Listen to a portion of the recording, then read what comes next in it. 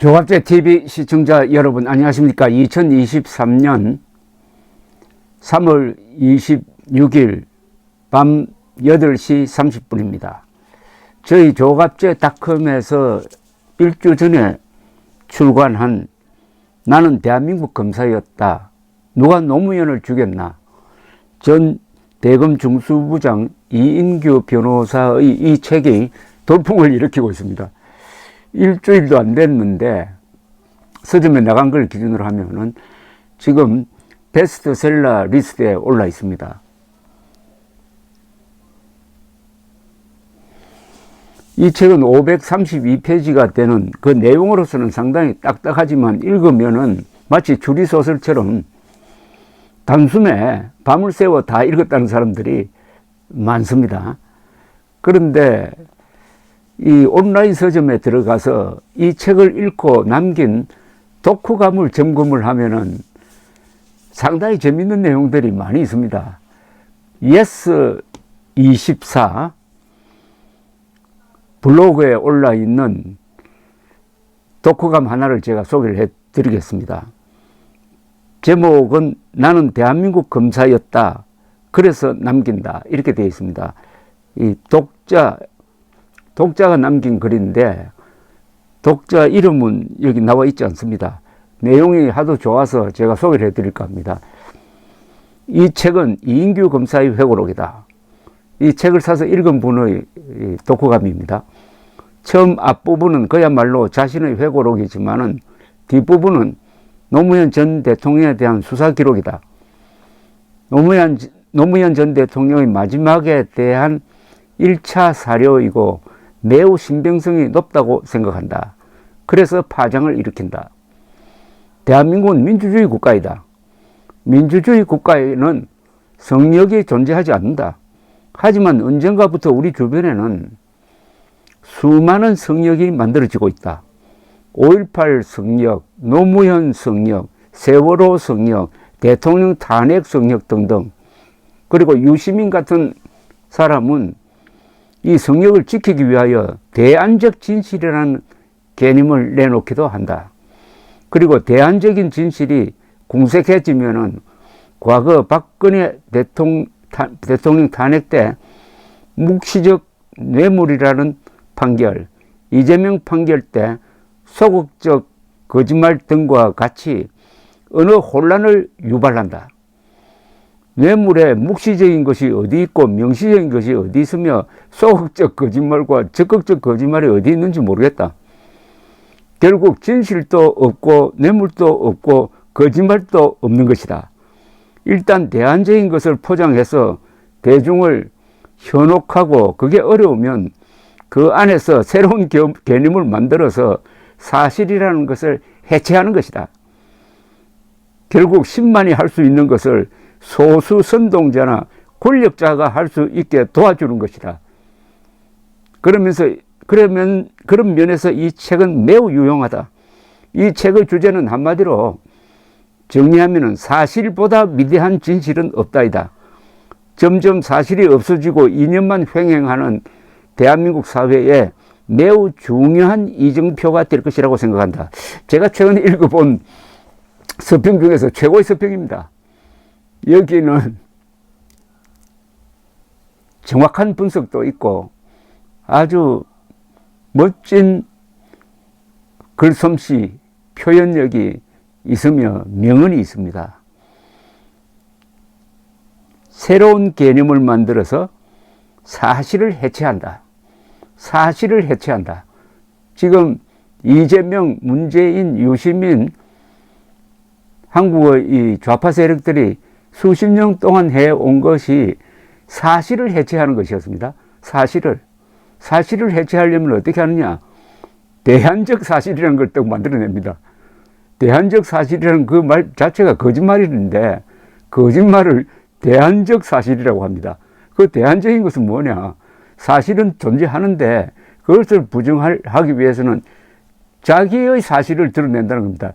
내가 생각하는 것은 이게 사실이다 하면서 이걸 가지고 요리조리 말장난하고 해가지고 물타기 하고 해가지고 끈질기게 사실을 공격해가지고 사실을 죽여버리고 대안적 사실이 주인공이 된다는 겁니다. 그게 바로 노무현의 죽음이죠. 노무현의 죽음은 간단하지 않습니까? 수사를 받다가 계속 변명을 해 가다가 그게 검찰 수사로 하나씩 뒤집어지고, 그리고 부인한테 상당 부분을 전가를 했는데 그게 또 검찰 수사로 들통이 나고, 결국은 외국에 가 있는 아들에게 집을 사주기 위해서 140만 달러를 박영차로부터 받았다는 것이 밝혀지고, 이렇게 되니까 경향신문, 미디어 오늘 또는 한겨레 같은 이른바 진보 언론에서 노무현 전 대통령을 저주하고, 마지막에는 문재인 변호사도 일주일 동안 곁에 나타나지 않고, 이런 과정을 통해서 막다른 골목에 몰려서 극단적 선택을 했다는 것이 이게 사실입니다. 이게 사실관계입니다. 근데 이것을 해체하기 위해서는 정치검사가 필요한 거죠.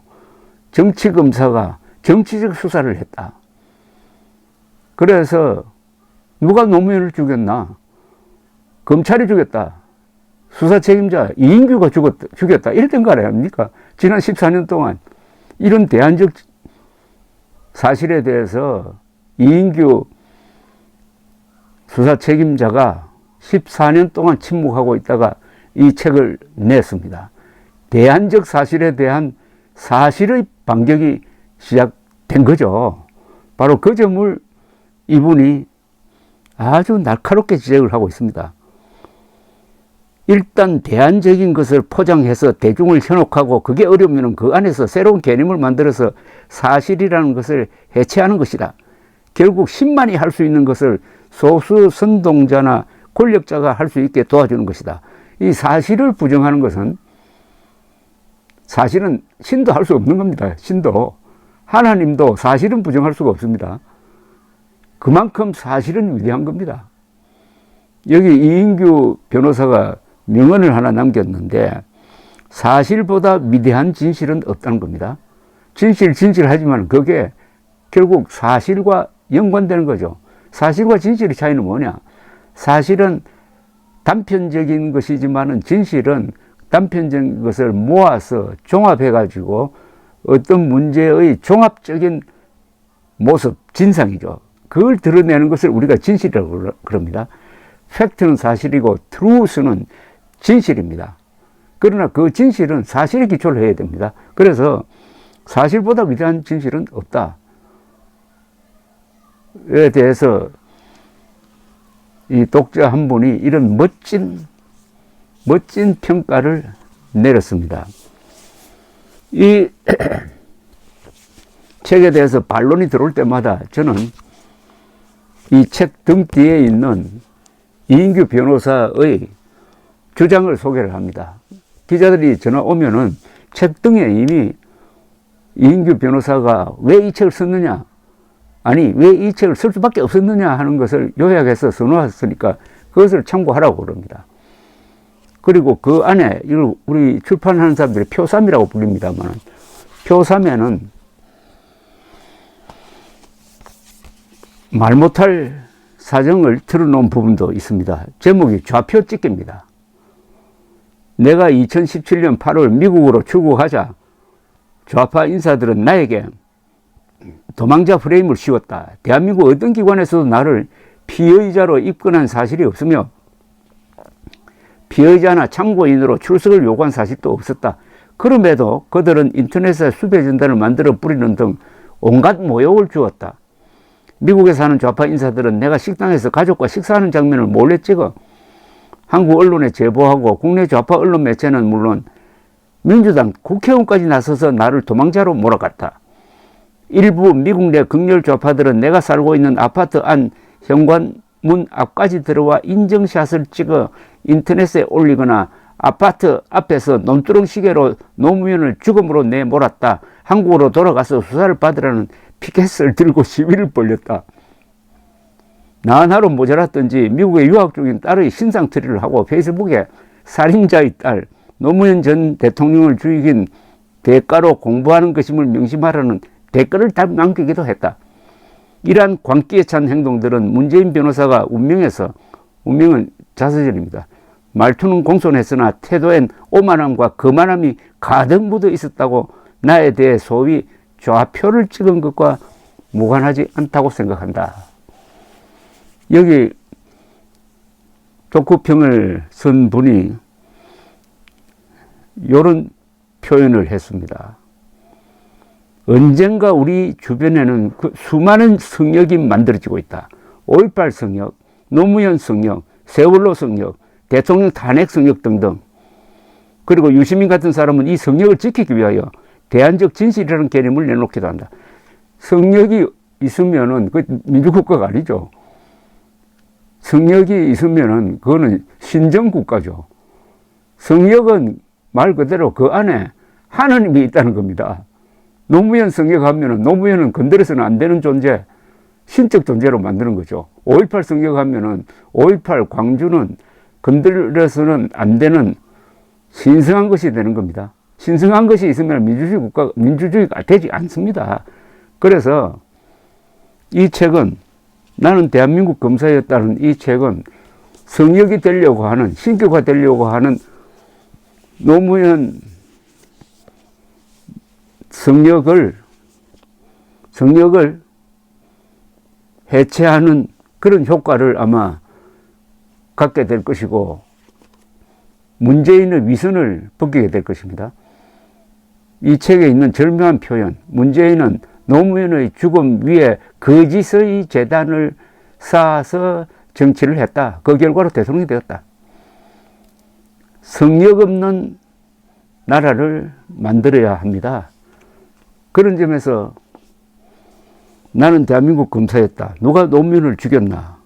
라는 이 책을 쓴 이인규 전 대검 중수부장은 성역에 도전하는 진정한 민주투사라고 볼 수가 있습니다. 민주주의 국가에서는 성역이 있어서는 안 됩니다. 감사합니다.